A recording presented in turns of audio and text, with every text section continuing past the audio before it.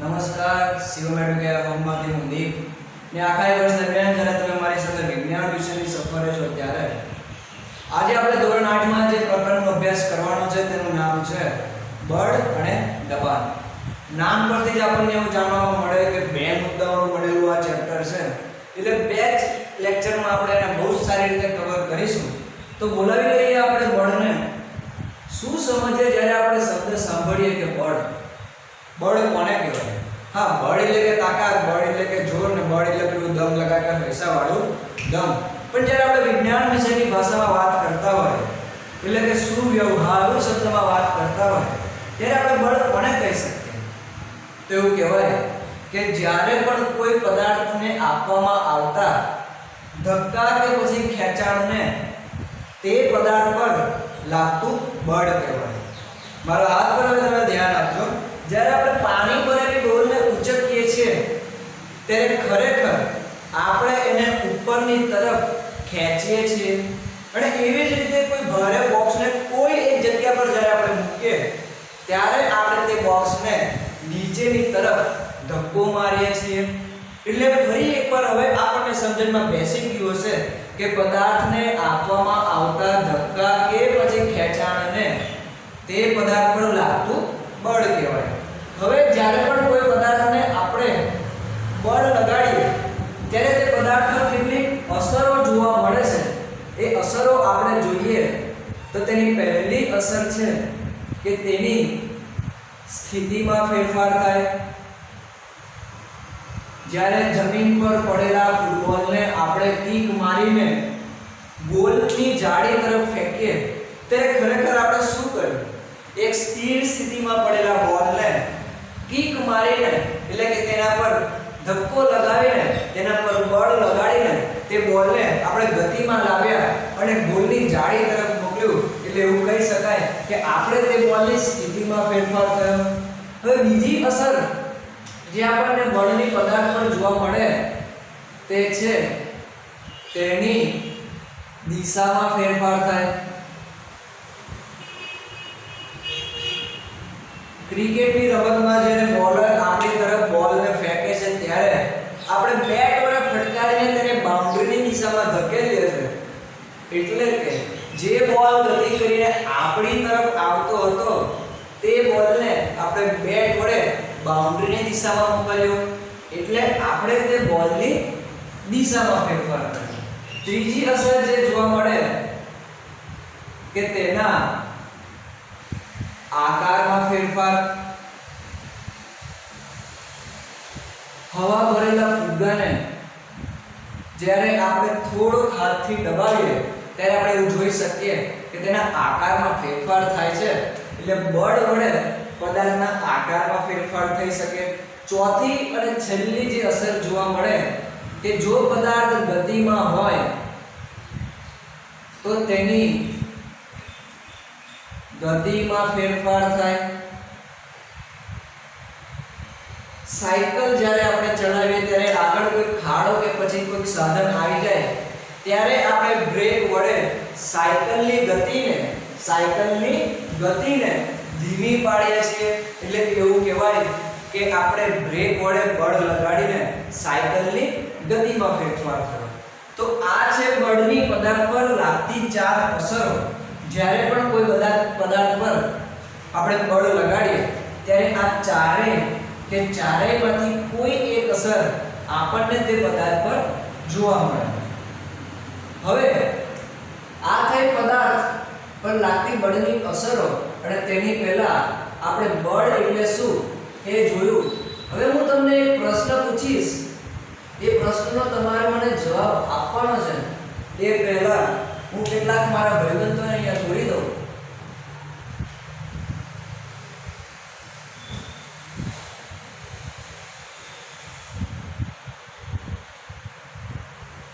ધારો કે મારા આ ચાર ભાઈબંધ બે-બેની ટીમ બનાવીને આ દોરડા ખેંચની રમત રમે છે. ત્યારે હું તમને એવો પ્રશ્ન પૂછું કે આ બંને ટીમમાંથી કઈ ટીમ જીતશે, ત્યારે તમે મને હસતા હસતા એવું કહેશો કે આ બંનેમાંથી જે ટીમ વધારે તાકાત લગાવશે એ ટીમ જીતી જશે। બહુ જ સરસ। ફરી એકવાર તમે મને શું કીધું? જે ટીમ વધારે તાકાત લગાવશે, એટલે એવું કહી શકાય કે કોઈની વધારે તાકાત હશે તો તેની સરખામણીએ કોઈની તાકાત ઓછી હશે। એટલે એવું પણ કહેવાય કે બંનેની તાકાતમાં તફાવત છે। એટલે વિજ્ઞાનની ભાષામાં આપણે એવું લખીએ કે પરસ્પર વિરુદ્ધ દિશામાં લાગતા બળનું પરિણામી બળ બંનેના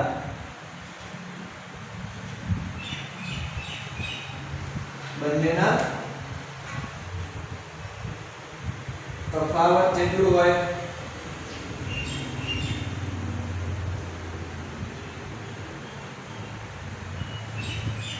પરસ્પર વિરુદ્ધ દિશામાં લાગતું બળ નું પરિણામી બળ બંનેના તફાવત જેટલું હોય। હવે એવી રીતે બીજો એક પ્રશ્ન આપણને ઊભો થાય કે ધારો કે કોઈ એક બળ એટલે કે જ્યારે કોઈ ટ્રક ખાડામાં ફસાઈ જાય ત્યારે 4 થી 5 જણ તેને એક જ દિશામાં ઊભા રહીને આગળની તરફ ધકેલે છે, ત્યારે એ ટ્રક કે કાર એ ખાડામાંથી બહાર નીકળીને આગળ જાય છે। એટલે આપણે એવું કહી શકીએ કે એક જ દિશામાં લાગતા બળ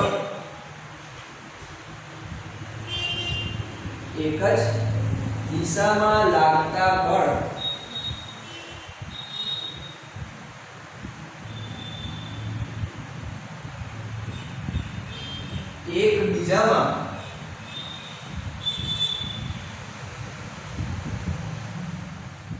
ઉમેરાય છે।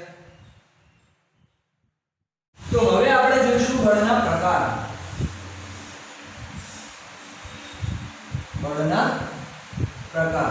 બળના મુખ્યત્વે બે પ્રકાર જોવા આપણને મળે।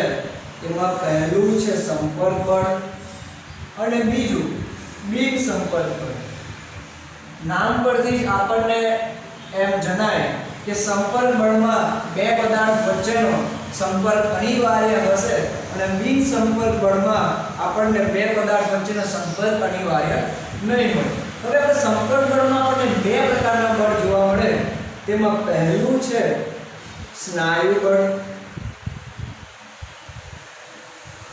એટલે કે સ્નાયુઓની ક્રિયાને કારણે લાગતું બળ। સ્નાયુઓની ક્રિયાને કારણે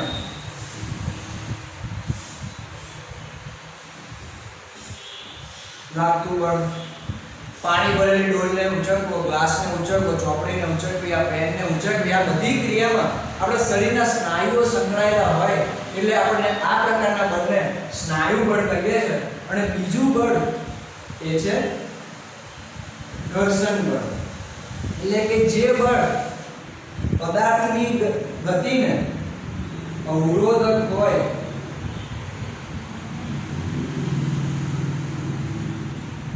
પદાર્થની ગતિને અવરોધક હોય તેવા બળને આપણે ઘર્ષણ બળ કહેવાય। હવે આપણને એવો પ્રશ્ન થાય કે આ ઘર્ષણ બળ ના હોય તો શું થાય? તો આપણે જ્યારે ચાલતા હોય ત્યારે આપણા પગ નીચે જો કેળાની છાલ આવી જાય ત્યારે આપણું જે થાય એ જો ઘર્ષણ બળ ના હોય તો થાય। પણ આ ઘર્ષણ બળના કેટલી ગેરઅસરો પણ છે।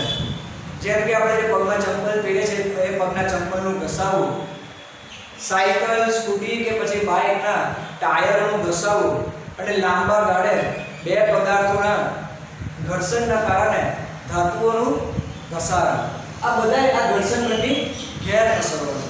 આ ઘર્ષણ બળને અવોઇડ કરવા માટે, તેને એકદમ ન્યૂનતમ કરવા માટે આપણે કેટલા રસ્તાઓ અપનાવીએ છીએ। આપણા બધાને જ ખ્યાલ છે કે જ્યારે આપણા ઘરમાં જ્યારે આપણે બારી દરવાજા ખોલતા હોય ત્યારે તેમાં જો ઘસારાનો અવાજ આવે તો આપણા મમ્મી કે પપ્પા એવું કહે છે કે હવે આમાં ઓઇલિંગ કરવાનું છે। એટલે જ્યાં બે પદાર્થો, બે ધાતુઓ એકબીજાના સંપર્કમાં આવીને ઘસારો ઉત્પન્ન કરતી હોય એ બંને વચ્ચે જ્યારે આપણે કોઈ તૈલી પદાર્થ એટલે કે થોડો કોઈ ચીકાશવાળો પદાર્થ જો આપણે તેને આપીએ તો આ ઘર્ષણને આપણે ઓછું કરી શકીએ, આપણે ન્યૂનતમ કરી શકીએ. તો આ થયા સંપર્ક બળના બંને પ્રકાર, સ્નાયુ બળ અને ઘર્ષણ બળ. હવે આપણે સીધા બિન સંપર્ક બળ પર આવીએ તો તેમાં પહેલો પ્રકાર છે ચુંબકીય બળ.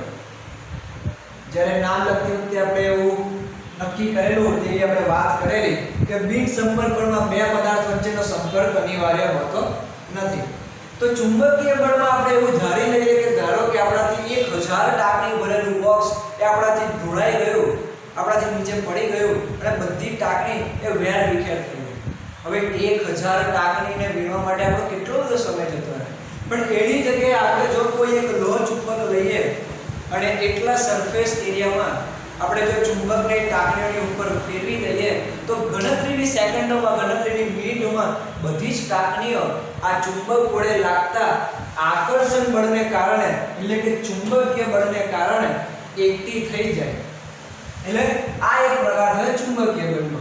બીજો પ્રકાર છે સ્થિત વિદ્યુત બળ. શબ્દ તમારા માટે બહુ જ નવો અને બહુ જ ભારી લાગતો હશે એટલે આ બળને સમજતા પહેલા આપણે બે શબ્દ સમજી લઈએ. એક શબ્દ છે વિદ્યુત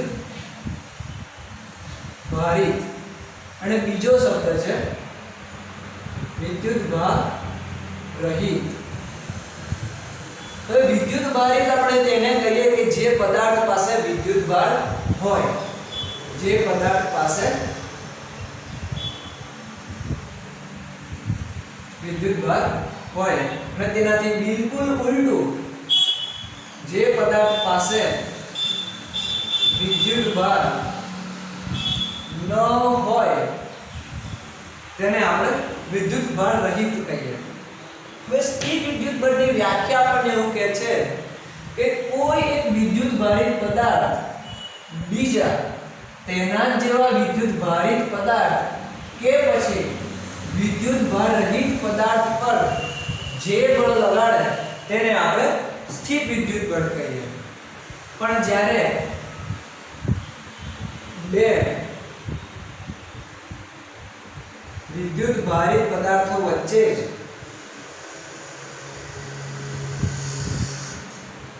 બળ લાગે ત્યારે તે બળ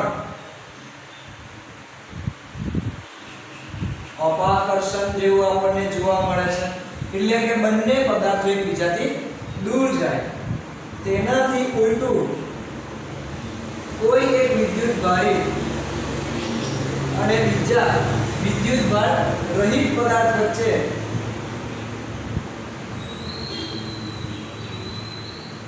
બળ લાગે ત્યારે તે બળ આપણને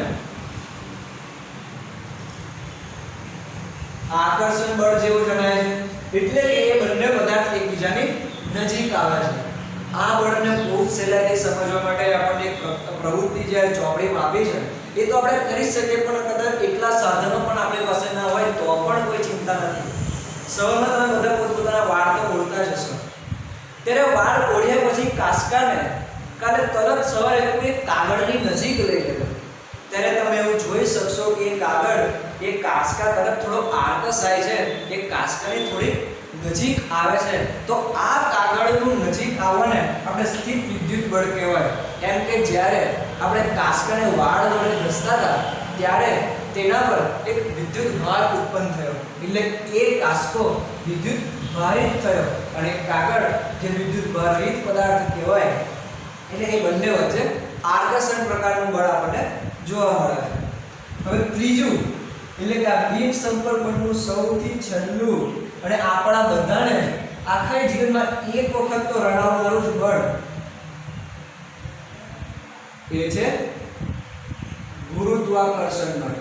નાના હોઈએ ત્યારે કોઈ મળ નહોતું, રમકડું કદાચ હાથમાંથી છૂટીને તૂટી જાય ત્યારે એક રડવું આવે અને એવું જો ના થયું હોય તો ઘરની કોઈ કિંમતી વસ્તુ જેવી કે કાચની બરણીઓ તમે ઘણી તોડી છે એટલે એવી કોઈ વસ્તુ જ્યારે આપણાથી પડી જાય ત્યારે ઘરમાંથી આપણે જે ઠપકો પડે અને પછી જે આંખમાંથી આંસુ નીકળે એનું કારણ આ ગુરુત્વાકર્ષણ બળ છે.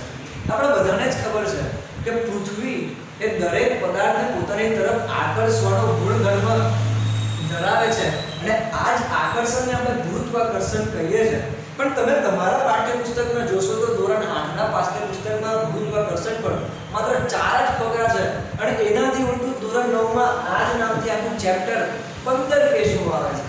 એટલે એવું કહી શકાય કે ગુરુત્વાકર્ષણ એનાથી કાંઈ વિશેષ ગુરુત્વાકર્ષણ પરની જાણકારી એ કોઈ એક પદાર્થને પૃથ્વી તરફ આકર્ષવાની માત્ર એટલી પૂરતી જ નથી. આ સિદ્ધાંત પર કેટલીક વસ્તુઓ આપણે વ્યવહારમાં જોવા મળે છે એવી ઘણી બધી વસ્તુઓ છે. એટલે વિજ્ઞાન આપણે એવું કહી શકીએ કે વિજ્ઞાન એ કોઈ ફિક્સ્ડ લંચની થાળી નથી. એ તો અનલિમિટેડ પિઝા જેવું છે.